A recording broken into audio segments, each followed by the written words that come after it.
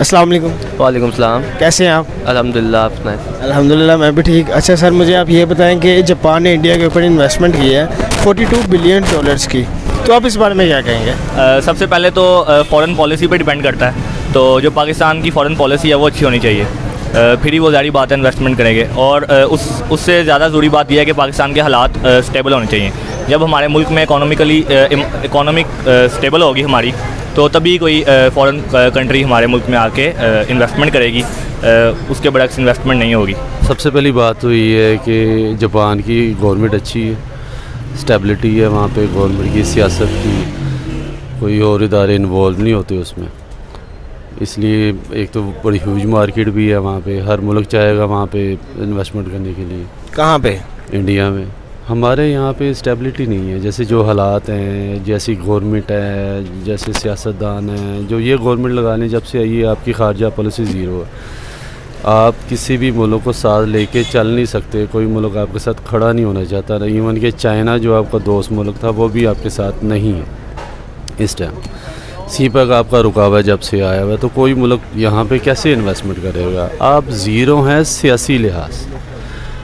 आपको सबसे पहले सियासत में ठहराव लाना पड़ेगा, उसके बाद आपकी खारजा पॉलिसी अच्छी होनी चाहिए, दूसरे मुल्क आपकी तरफ देखें और इन्वेस्टमेंट करें या आपकी बात सुनें या कम से कम आपके साथ खड़े हों लाजमी। आपको आपके हालात तो ये हैं कि इवन के ना ईरान आपके साथ है, ना चाइना आपके साथ है, इंडिया तो वैसे ही आपको दुश्मन है, सऊदी आपसे रूठ गया हुआ है, दुबई वगैरह आपसे नाराज़ हैं, आप वेस्ट सारी कंट्रीज़ नाराज़ हैं आपसे।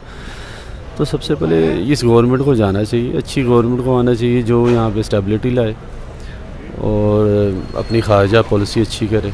यहाँ पे तो हमारा जो वज़ीर ख़ारजा है उसको इतनी मेहनत करनी पड़ेगी कि साल के 365 दिन उसे बाहर ही रहना पड़ेगा ताकि दूसरे मुल्कों में अपनी बात मनवा सके। देखें, कह सकते हैं कि इंडिया की जो मार्केट लेवल है इंडिया का, वो पाकिस्तान से हाई है काफ़ी, और इंडिया को सपोर्ट करने वाला अमेरिका भी है, इंडिया के साथ इसराइल भी है, उसको काफ़ी सपोर्ट करते हैं। सो ये वजह भी हो सकती है कि वो उसके साथ अपने ताल्लुकात बहाल करना चाहते हैं और मज़ीद अच्छे करना चाहते हैं। पाकिस्तान की मार्केटिंग, पाकिस्तान की फ़र्स्ट ऑफ ऑल की करेंसी नहीं पहले तो कंट्रोल होती, मतलब कि कभी उसका जा रहा बजट डॉलर ऊपर जाता है, तो इस हिसाब से पाकिस्तान के ऊपर आहिस्ता आहिस्ता ठीक हो रही है, इनकी मार्केटिंग लेवल ठीक हो रहा है, बट इंडिया हमसे काफ़ी डेवलपमेंट है। हाँ, अच्छा, तो उसने इतना ट्रस्ट क्यों किया इंडिया पे?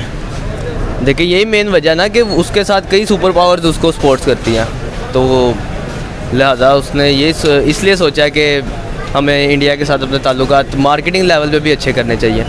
अच्छा, तो मुझे आप ये बताएं कि जापान ने इंडिया के ऊपर ऐसा ट्रस्ट क्यों किया है? क्योंकि उनकी फ़ॉरेन पॉलिसी अच्छी है और उनका उनके जो ट्रस्ट लेवल है वो बड़ा अच्छा है उनके साथ। अच्छा, कितना अच्छा? रिलेशंस अच्छे हैं उनके रिलेशंस अच्छे हैं। पाकिस्तान के नहीं है? पाकिस्तान के अच्छे नहीं हैं, क्योंकि अगर आप देखो तो रशिया के साथ जो अभी पाकिस्तान का जो पीएम है वो गया है, तो तारीख़ में कोई अच्छे खासे साल हो गए हैं इसको गए हुए, और पहला वज़ीर आज़म है मेरा ख्याल है कई सालों के बाद जो गया, तो उनके तो इस तरह के रिलेशंस चलते रहते हैं आपस में, तो इसलिए वो इन्वेस्टमेंट पैकेजेस भी लेके आते रहते हैं और एक दूसरे को वो स्ट्रेंथन करते रहते हैं। लेकिन पाकिस्तान पे वो इस लिहाज से नहीं करते हैं। और एक और वजह जो थी वो टेररिज्म था, रिसेंटली पेशावर में फिर वो टेररिस्ट अटैक्स हुए हैं, तो इस लिहाज से स्टेबिलिटी आनी चाहिए, क्योंकि जो दहशतगर्दी की कुव्वतें हैं वो चाहती हैं कि पाकिस्तान कभी भी स्टेबल ना हो।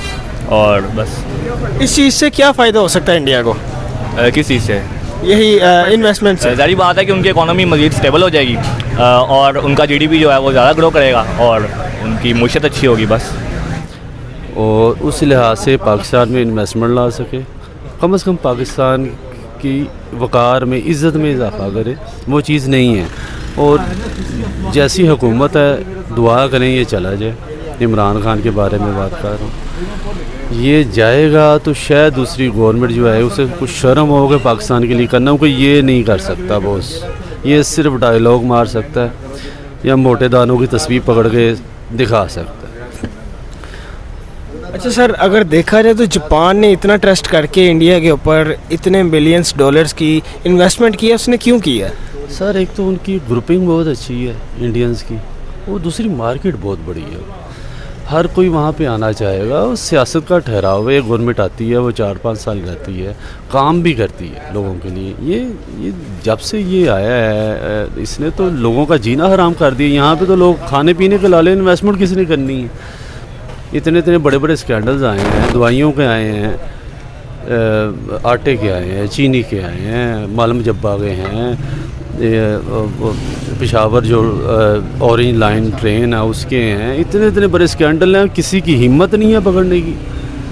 आज इसके पीछे चढ़े तो आधी से ज़्यादा पीटीआई ख़त्म होती है।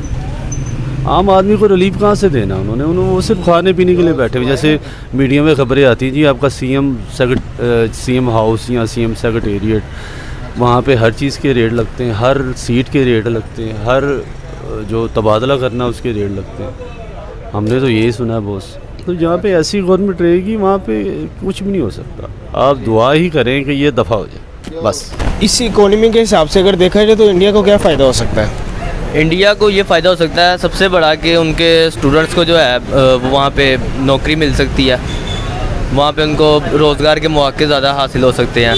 और यहाँ तक कि एशिया का जो इस टाइम सबसे हाई जा रहा है वो तो चाइना जा रहा है इकोनॉमी में, लेकिन हो सकता है कि 2030 तक इंडिया उनको बीट कर जाएगा, क्योंकि जिस हिसाब से उस पर इन्वेस्टमेंट हो रही है तो वो ऑब्वियसली कर सकता है। वो यानी इतना स्ट्रॉन्ग हो जाएगा इंडिया? बेशक हो सकता है, हो जाएगा।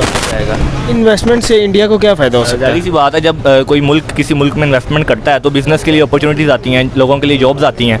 और जाहिर बात है जब मुल्क में रोज़गार बेहतर होता है तो जो लोग हैं उनका पॉवर्टी लेवल कम हो जाता है और इकोनॉमी बेहतर होती है, लोगों का पे स्केल ज़्यादा अच्छा हो जाता है। तो जो अनटिल मतलब एट द एंड सिर्फ जो जॉब अपॉर्चुनिटी है वो लोगों के लिए ज़्यादा आती है।